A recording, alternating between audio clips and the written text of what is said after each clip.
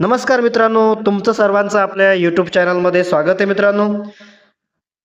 आज आपण जिल्हा परिषद असेल, PWD असेल किंवा WRD असेल, स्थापत्य अभियांत्रिकी सहाय्यकचा टेस्ट सिरीज 13 आज आपण पाहणार आहे मित्रांनो. टेस्ट सिरीज 12 पर्यंत आपण ऑलरेडी व्हिडिओ टाकलेले आहे, ते सगळे बघून घ्या मित्रांनो. सर्वप्रथम जे नवीन असतील त्यांना विनंती आहे, चॅनलला सबस्क्राईब करा. सबस्क्राईब केल्याबगैर पुढे जाऊ नका आणि लाईक करा, शेअर करा आणि मला कमेंट बॉक्समध्ये सांगा की तुम्ही कोणते कोणते फॉर्म भरलेले आहे, जिल्हा परिषदचे असो किंवा कोणत्याही विभागाचे असो, कोणते कोणते फॉर्म भरलेले आहे ते मला सांगा. आणि टेस्ट सिरीज सुरू झाली की तुम्ही काय करत जा, तर प्रश्न सुरू झाले की त्या व्हिडिओला पॉज करून तुमचा आन्सर हे करून ठेवा आणि नंतर आन्सर बघत जा आणि किती तुमची क्वेश्चन बरोबर येतात हे कमेंट बॉक्समध्ये सांगायचा प्रयत्न करा. ठीक आहे मित्रांनो, तर चला टेस्ट सिरीजला सुरुवात करूया. पहिला प्रश्न आहे मित्रांनो, सँडस्टोन कन्सिस्ट ऑफ, वाळूचा खडक याच्यामध्ये कशाचा समावेश होतो? वाळूचा जो खडक असतो त्याच्यामध्ये कशाचा समावेश होतो? तर बघा तुमचं काय उत्तर आहे. तर मित्रांनो या प्रश्नाचं उत्तर आहे आपलं सी नंबरचं, क्वार्टज, लाईम आणि सिलिकाचा समावेश हा सँडस्टोन मध्ये होतो. लक्षात ठेवा मित्रांनो. नेक्स्ट क्वेश्चन बघूया. नेक्स्ट क्वेश्चन आहे मित्रांनो, सामान्यतः पाण्याखाली किंवा ओलसर स्थितीत काम करण्यासाठी वापरलेल्या चुन्याला काय म्हणतात? फॅट लाईम म्हणतात का, लीन लाईम म्हणतात का, फिबल हायड्रॉलिक लाईम म्हणतात का, एमिनेटली हायड्रॉलिक लाईम म्हणतात? तर मित्रांनो या प्रश्नाचं उत्तर आहे आपलं डी नंबरचं, एमिनेटली हायड्रॉलिक लाईम असं त्याला आपण म्हणतो. लक्षात ठेवा. नेक्स्ट क्वेश्चन आहे मित्रांनो, the pitch of a stair should never exceed, पायऱ्याची जी पिच असते ती कधीही किती ओलांडू नये, किती डिग्री सेल्सिअस पेक्षा जास्त नसावी? तर मित्रांनो या प्रश्नाचं उत्तर आहे आपलं डी नंबरचं 40 डिग्री. तुम्ही पॉज करून तुमचा आन्सर द्यायचा प्रयत्न करा मित्रांनो. क्वेश्चन बघूया मित्रांनो. नेक्स्ट मित्रांनो, व्हिडिओ बनवायला खूप मेहनत लागते मित्रांनो, तर चॅनलला नक्की लाईक करा. पहिलं लाईक करून घ्या अगोदर. सबस्क्राईब केलं सबस्क्राईब करा आणि कमेंट सुद्धा करा व्हिडिओ आवडला तर. नेक्स्ट क्वेश्चन आहे मित्रांनो, the lowest part of the structure which transmit the load to the soil is known as, संरचनेचा सर्वात खालचा भाग जो जमिनीवर भार प्रसारित करतो त्याला काय म्हणतात? सुपरस्ट्रक्चर, प्लीन का, फाउंडेशन का, बेसमेंट? तर मित्रांनो या प्रश्नाचं उत्तर आहे आपलं सी नंबरचं, त्याला फाउंडेशन असं म्हणतो. लक्षात ठेवा मित्रांनो. नेक्स्ट क्वेश्चन बघूया. नंतरचा प्रश्न आहे मित्रांनो, which of the following test estimate the chemical effect of a deleterious action between cement and aggregate, खालीलपैकी कोणत्या चाचण्यांमध्ये सिमेंट आणि खडीची हानिकारक क्रियेच्या रासायनिक परिमाणांचा अंदाज येतो? तर मित्रांनो या प्रश्नाचं उत्तर आहे आपलं सी नंबरचं, मॉर्टर बार टेस्ट मध्ये सिमेंट आणि जी खडी असते त्याच्या हानिकारक क्रियेच्या रासायनिक परिमाणांचा अंदाज येतो मॉर्टर बार टेस्ट मध्ये. लक्षात ठेवा, mortar bar test. Next question बघूया मित्रांनो. नवीन प्रश्न घेण्याचा प्रयत्न केलेला आहे. Which of the following is not an advantage of indirect method of contouring, कंट्युरिंगच्या अप्रत्यक्ष पद्धतीचा खालीलपैकी कोणता फायदा नाही? तर मित्रांनो या प्रश्नाचं उत्तर आहे आपलं सी नंबरचं, व्हेरी ॲक्युरेट किंवा अगदी अचूक हा फायदा नाहीये. लक्षात ठेवा. नेक्स्ट क्वेश्चन बघूया मित्रांनो. मित्रांनो टॉपिक वाईज सुद्धा टेस्ट सुरू करायच्या का ते सुद्धा मला कमेंट बॉक्समध्ये कळवा. जसा मला वेळ मिळेल तसं मी घेण्याचा प्रयत्न करीन. नंतरचा प्रश्न आहे मित्रांनो, which of the following is the most accurate method for determination of water content of a soil, जमिनीतील किंवा मातीतील पाण्याचे प्रमाण निश्चित करण्यासाठी खालीलपैकी कोणती पद्धत सर्वात अचूक आहे? कॅल्शियम कार्बाइड पद्धत का, अल्कोहोल पद्धत का, ओव्हन कोरडे पद्धत का, न्यूक्लिअर डेन्सिटी गेज? तर मित्रांनो या प्रश्नाचं उत्तर आहे आपलं सी नंबरचं, ओव्हन ड्राय मेथड किंवा ओव्हन कोरडी पद्धत ही जी असते ती जमिनीतील किंवा मातीतील पाण्याचे प्रमाण निश्चित करण्यासाठी वापरले जाते. की मातीमध्ये किती पाण्याचं प्रमाण आहे हे शोधण्यासाठी ओवन मेथड वापरले जातो, लक्षात ठेवा. नेक्स्ट क्वेश्चन बघूया मित्रांनो.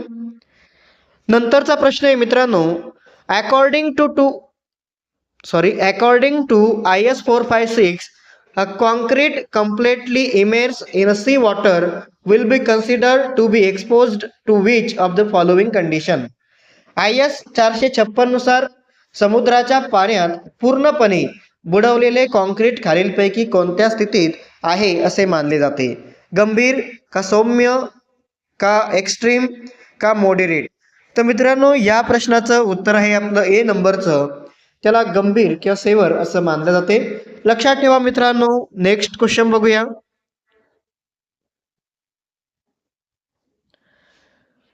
नंतरचा प्रश्न आहे मित्रांनो, the timber having a durability life of more than 120 month is classified as having durability. 120 महिन्यांपेक्षा जास्त टिकाऊपणाचे आयुष्य असलेल्या लाकडाला कोणता टिकाऊपणा म्हणून वर्गीकृत केले जाते? मध्यम, संतुलित का उच्च का कमी? तर मित्रांनो या प्रश्नाचं उत्तर आहे आपलं सी नंबरचं उच्च, लक्षात ठेवा मित्रांनो. नंतरचा प्रश्न बघूया.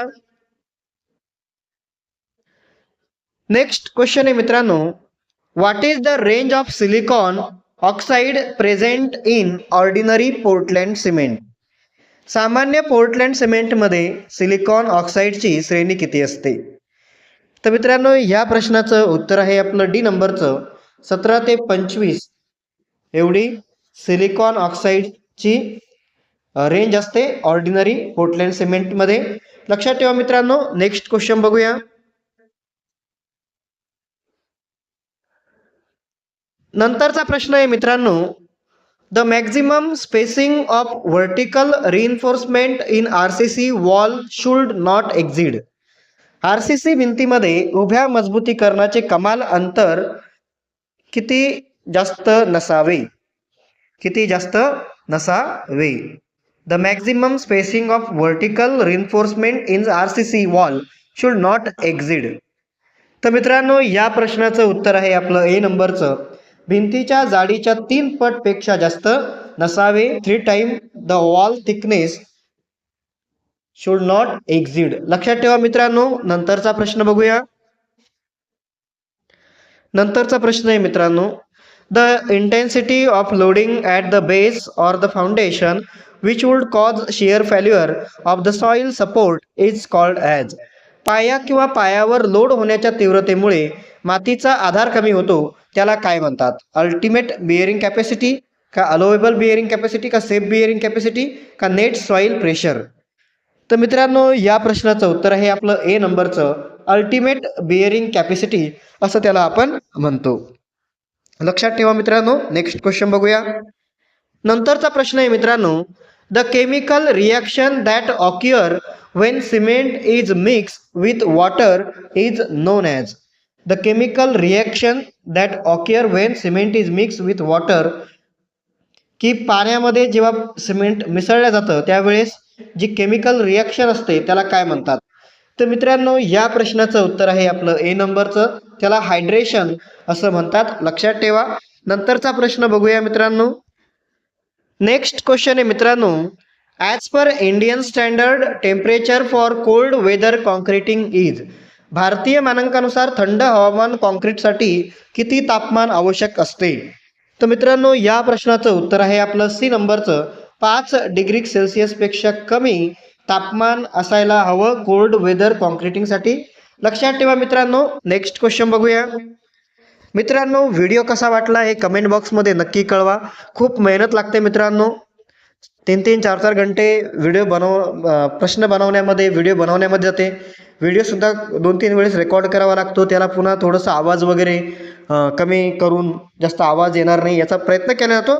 त्याच्यामुळे तुम्ही माझी मेहनत थोडीशी लक्षात घ्या मित्रांनो, आणि चॅनलला नक्की लाईक करा, सबस्क्राईब करा, कमेंटसुद्धा करा. लाईक केल्यानं, सबस्क्राईब केल्यानं किंवा कमेंट केल्यानं मला काही पैसे वगैरे भेटतात असं काही नसतं, पण त्याच्यामुळं थोडा उत्साह येतो की आपल्याला की जेणेकरून समजतं की यार आपली मेहनत बरोबर होती का नाही येतं. ठीक आहे मित्रांनो, समोरचा प्रश्न बघूया. नंतरचा प्रश्न आहे मित्रांनो, the rock contain several mineral is known as.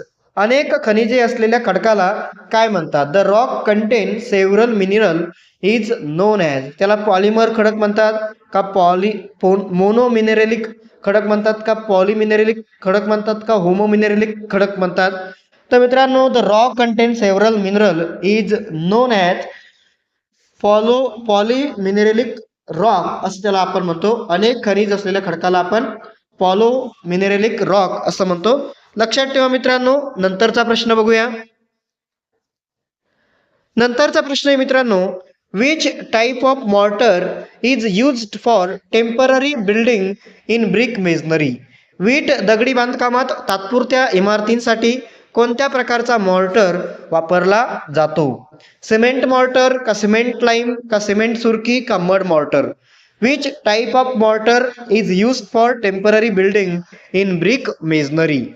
तर मित्रांनो, या प्रश्नाचं उत्तर आहे आपलं डी नंबरचं मड मॉर्टर असं त्याला आपण म्हणतो. लक्षात ठेवा मित्रांनो, की जे टेम्पररी बांधकाम करायचं असेल ब्रिक मिशनरीमध्ये तर तिथं मॉर्टर म्हणून जे असतं ते चिखलाचा मॉर्टर किंवा मड मॉर्टर यूज करतात. लक्षात ठेवा मित्रांनो. नंतरचा प्रश्न बघूया. नंतरचा प्रश्न आहे मित्रांनो, dash dash is the portion of the brick cut across the width. रुंदीच्या बाजूने कापलेल्या इटेच्या भागाला काय म्हणतात? रुंदीच्या म्हणजे विड्थ मधून जी ब्रिक कट केल्या जाते त्याला काय म्हणतात? तर मित्रांनो, या प्रश्नाचं उत्तर हे आपलं ए नंबरचं, त्याला बॅट असं म्हणलं जातं. लक्षात ठेवा मित्रांनो. नंतरचा प्रश्न बघूया. नेक्स्ट क्वेश्चन आहे मित्रांनो, विटा अचूक कापण्यासाठी कोणते साधन वापरले जाते? Which tool is used for cutting brick accurately. की विटा ज्या असतात त्याची कटिंग जर आपल्याला अचूक करायची असेल तर कोणतं साधन किंवा कोणतं टूल आपण वापरायला पाहिजे?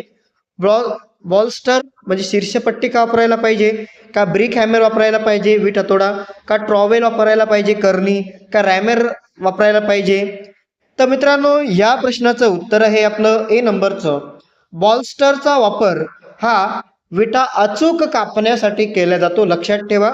तसा विट हातोडाचा वापर करतात पण बॉलस्टर हे सुद्धा आन्सर बरोबर आहे. लक्षात ठेवा मित्रांनो. नंतरचा प्रश्न बघूया.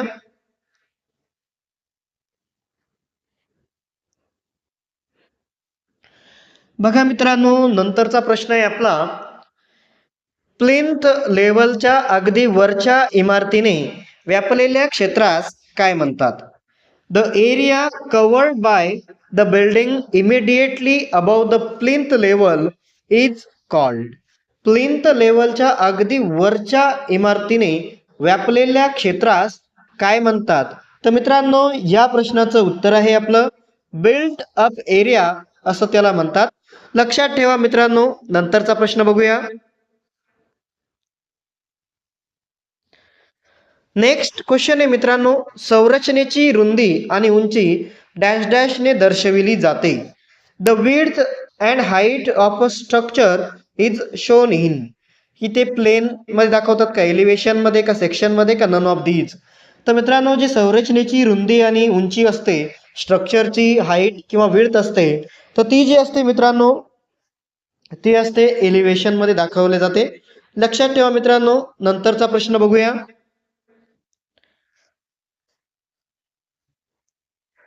नंतरचा प्रश्न आहे मित्रांनो, placing of room adjustment to each other to their relative utility is called. खोल्या त्यांच्या संबंधित उपयुक्ततेचा विचार करून एकमेकांच्या जवळ ठेवणे याला काय म्हणतात? Placing of room adjustment to each other to their relative utility is called.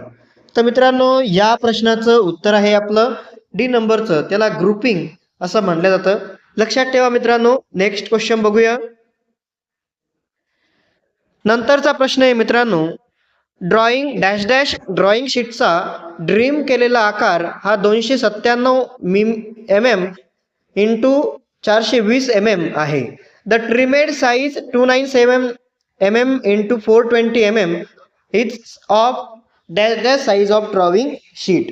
तर मित्रांनो कोणत्या ड्रॉइंग शीटचा जो ट्रिम केलेला आकार असतो तो 297 mm गुणिले 420 mm असतो. तर मित्रांनो या प्रश्नाचं उत्तर आहे आपलं बी नंबरचं. A3 साईजची जी ड्रॉइंग शीट असते जी तिचा ट्रिम केलेला जो आकार असतो तो 297 mm गुणिले 420 mm असतो. लक्षात ठेवा मित्रांनो 297 गुणिले 420 mm हा A3 साईजचा ट्रिम केलेला आकार आहे. नेक्स्ट क्वेश्चन बघूया मित्रांनो.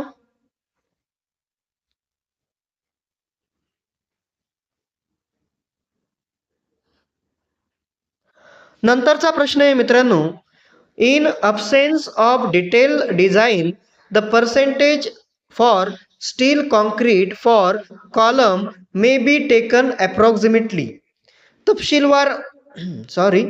तपशीलवार डिझाईन नसताना स्तंभासाठी स्टील कॉन्क्रीटची टक्केवारी अंदाजे किती टक्के घेतली जाऊ शकते. In absence of detail design the percentage for steel concrete for column may be taken approximately. तर मित्रांनो या प्रश्नाचं उत्तर आहे आपलं सी नंबरचं 1 ते 5% एवढी स्टील कॉन्क्रीटसाठी पर्सेंटेज घेतले जाते कॉलममध्ये. लक्षात ठेवा मित्रांनो. नंतरचा प्रश्न बघूया मित्रांनो. व्हिडिओ जर आवडला असेल तर चॅनलला नक्की लाईक करा. बघा तुम्ही लाईक केलेलं आहे का नाही केलेलं, करा लाईक करा आणि कमेंट सुद्धा करा मित्रांनो. सबस्क्राईब करा जे नवीन असतील ते, आणि जे घंटा असते बेल आयकॉन बटन नोटिफिकेशनसाठी ते सुद्धा तुम्ही क्लिक करून ठेवा, जेणेकरून नवीन व्हिडिओ आल्यास तुम्हाला त्याचं नोटिफिकेशन येईल. आणि तुमचे सुद्धा काही प्रश्न असतील तर मला कमेंट बॉक्समध्ये नक्की कळवा. नंतरचा प्रश्न बघूया मित्रांनो.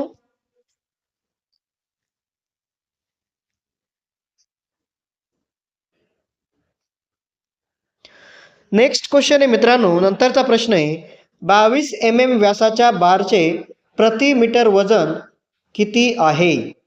The weight per metre of 22 metre diameter bar is. 22 mm व्यासाच्या बारचे प्रति मीटर वजन किती आहे.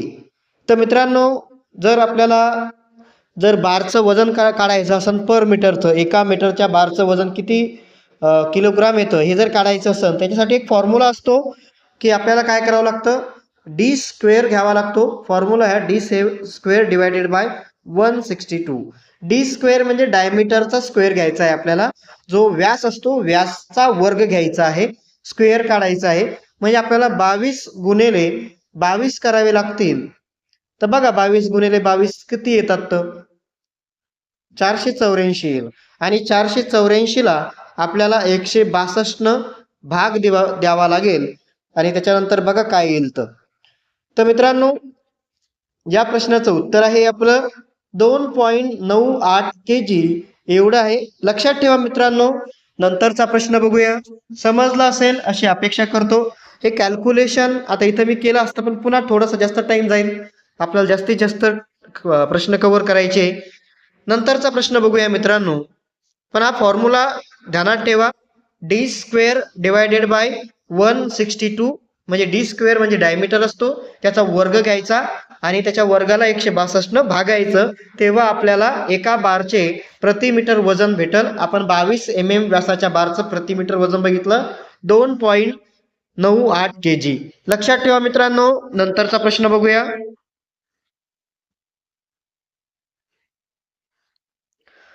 नंतरचा प्रश्न आहे मित्रांनो, dash dash are required for measuring the length of a line which is greater than a chain length.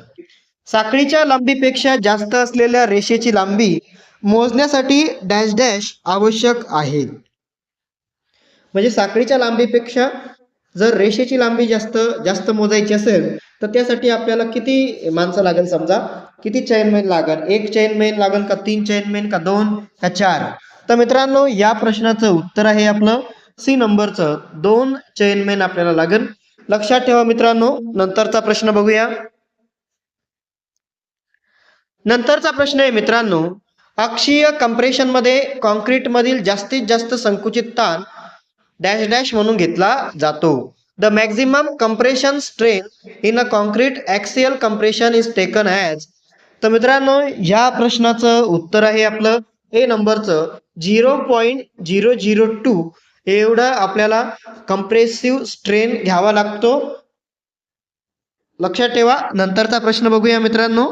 जर फास्ट होत असेल तर पॉज करून तुम्ही आन्सर द्या, नंतर बघा. नंतरचा प्रश्न आहे मित्रांनो, for continuous beam the distance between 2 point of zero moment in the beam may be assume as. अखंड किंवा सतत बीमसाठी बीममधील शून्य क्षणाच्या किंवा आघूर्णच्या दोन बिंदूमधील अंतर असे अनुमानित केले जाते. For continuous beam the distance between 2 point of zero moment in the beam may be assume as. तर मित्रांनो या प्रश्नाचं उत्तर आहे आपलं बी नंबरचं 0.7 पट प्रभावी विस्तार असतो. लक्षात ठेवा मित्रांनो. नंतरचा प्रश्न बघूया. नंतरचा प्रश्न आहे मित्रांनो, कंप्रेशन बारच्या तुलनेत बॉन्ड स्ट्रेसची मूल्य टेन्शन बारसाठी किती वाढले असेल. For bar in compression the value of bond stress for bar in tension shall be increase bye. Compression बारच्या तुलनेत बॉन्ड स्ट्रेसची जे व्हॅल्यू असेल ती टेन्शन बारसाठी किती वाढलेली असेल. तर मित्रांनो या प्रश्नाचं उत्तर आहे आपलं डी नंबरचं 25% एवढी वाढलेली असेल. लक्षात ठेवा. नंतरचा प्रश्न बघूया मित्रांनो. नंतरचा प्रश्न आहे मित्रांनो, बिल्डिंग साइट्सच्या टोपोग्राफिक सर्वेक्षणासाठी वापरलेले स्केल आहे. For topographic survey of building site the scale used is. तर मित्रांनो या प्रश्नाचं उत्तर आहे आपलं 1 सेंटीमीटर बरोबर 100 मीटर किंवा कमी. 100 मीटरपेक्षा कमी 1 सेंटीमीटर म्हणजे 100 मीटर किंवा कमी. लक्षात ठेवा मित्रांनो, टोपोग्राफिक सर्वेसाठी इमारतीमधील बिल्डिंग साइटच्या टोपोग्राफिक सर्वेक्षणासाठी जी स्केल असते ती 1 सेंटीमीटर म्हणजे 10 मीटर एवढी घ्यावी लागते किंवा कमी घ्यावी लागते. लक्षात ठेवा. नंतरचा प्रश्न बघूया. नंतरचा प्रश्न आहे मित्रांनो, लाईम इज यूज्ड फॉर. चुना जो असतो तो कशासाठी वापरला जातो. फ्लोरिंग मटेरियलसाठी, फर्श मिश्रणासाठी बांधकामासाठी, कन्स्ट्रक्टिंग रोड अँड पेव्हमेंट रस्ते बांधकामासाठी, डॅम प्रूफ कोर्ससाठी का प्रोडक्शन ऑफ ग्लाससाठी. तर मित्रांनो काचेचं उत्पादन करण्यासाठी लाईमचा यूज होतो. लक्षात ठेवा मित्रांनो. नंतरचा प्रश्न बघूया. नंतरचा प्रश्न आहे मित्रांनो, which of the following act as a binder for holding different constituent together. खालीलपैकी कोणते घटक वेगवेगळ्या घटकांना एकत्र ठेवण्यासाठी बाइंडर म्हणून काम करतात. प्लेस्टिसायझर, सॉल्व्हेंट का फिलर का रेझिन. तर मित्रांनो या प्रश्नाचं उत्तर आहे आपलं डी नंबरचं, त्याला रेझिन असं म्हणतो. लक्षात ठेवा मित्रांनो. नंतरचा प्रश्न बघूया. नेक्स्ट क्वेश्चन आहे मित्रांनो, पृष्ठभागावर प्लास्टर पसरविण्यासाठी कोणते साधन वापरले जाते. Which tool is use to spread the plaster on the surface. Gauging trowel, float का प्लम बॉम्ब का स्ट्रेट एजेस. पृष्ठभागावर प्लास्टर पसरविण्यासाठी कोणते साधन वापरले जाते. तर मित्रांनो या प्रश्नाचं उत्तर आहे आपलं ए नंबरचं गेंजिंग ट्रॉवेल. ट्रॉवेल म्हणजे एक प्रकारची करणी असते, तिचा वापर हा प्लास्टर पसरविण्यासाठी केला जातो. लक्षात ठेवा मित्रांनो. किंवा फ्लोटचा सुद्धा यूज केला जातो. नंतरचा प्रश्न बघूया मित्रांनो. नेक्स्ट क्वेश्चन आहे मित्रांनो, an opening made in a wall for the purpose of providing daylight, vision and ventilation is called. भिंतीमध्ये सूर्यप्रकाश, दृश्यमानता आणि वायू विजन ह्या हेतूने ठेवलेल्या मोकळ्या जागेला काय म्हणतात. तर मित्रांनो या प्रश्नाचं उत्तर आहे खिडक्या, विंडो असं त्याला आपण म्हणतो. लक्षात ठेवा मित्रांनो. नेक्स्ट क्वेश्चन बघूया मित्रांनो. व्हिडिओ जर आवडला असेल तर चॅनलला नक्की सबस्क्राईब करा. जे नवीन असतील ते सगळ्यांनी लाईक करा, सगळ्यांनी शेअर करा, सगळ्यांनी कमेंट करा. बघूया किती जण कमेंट करतात इथं 34 नंबरला. आणि या प्रश्नाचं उत्तर तुम्हाला कमेंट बॉक्समध्ये मला सांगायचंय. हा प्रश्न आपण घेतलेला आहे. या प्रश्नाचं उत्तर मला सांगा. एका काटकोनात वळणारी पायरी काय म्हणून ओळखली जाते. A stair turning 1 right angle is known as. 90 डिग्रीमध्ये ज्या पायऱ्या वळवल्या जातात त्याला काय म्हणतात? डॉग लेग स्टेअर म्हणतात का, हाफ टर्न स्टेअर म्हणतात का, किंवा क्वार्टर टर्न स्टेअर म्हणतात का, ओपन नेव्हल स्टेअर म्हणतात? या प्रश्नाचं उत्तर तुम्हाला कमेंट बॉक्समध्ये करायचंय. ज्याचं उत्तर बरोबर येईल त्याला आपण काय म्हणतात, त्याला ते हसतं एक ऑप्शन तिथे मी क्लिक करेन, ज्याचं उत्तर बरोबर येईल त्याला. नेक्स्ट नंतरचा प्रश्न आहे मित्रांनो, the ratio between ultimate bearing capacity and safe bearing capacity of soil is called.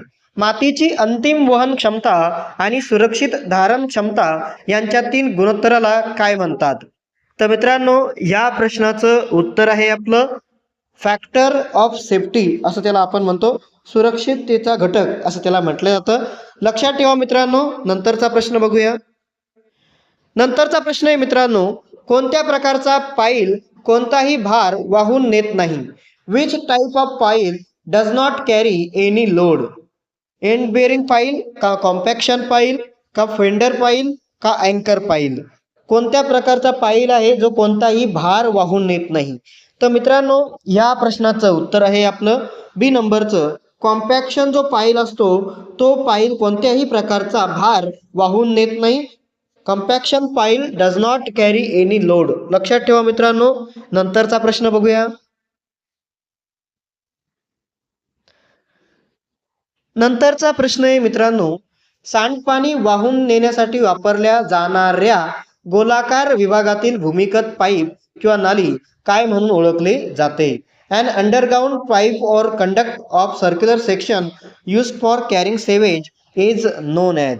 सांडपाणी वाहून नेण्यासाठी वापरल्या जाणाऱ्या गोलाकार विभागातील भूमिगत पाईपला काय म्हणून ओळखले जाते? तर मित्रांनो या प्रश्नाचं उत्तर आहे आपलं डी नंबरचं, त्याला सेवेर असं त्याला म्हणतो. लक्षात ठेवा मित्रांनो. नंतरचा प्रश्न बघूया. नंतरचा प्रश्न आहे मित्रांनो, सिवर लाईनची तपासणी, साफसफाई आणि देखभाल करण्यासाठी योग्य कव्हर असलेल्या छिद्राला काय म्हणतात? An opening fitted with a suitable over cover असेल ते provide for inspection, cleaning and maintenance the sewer line is called. तर मित्रांनो या प्रश्नाचं उत्तर आहे आपलं बी नंबरचं, त्याला मॅन होल असं त्याला आपण म्हणतो.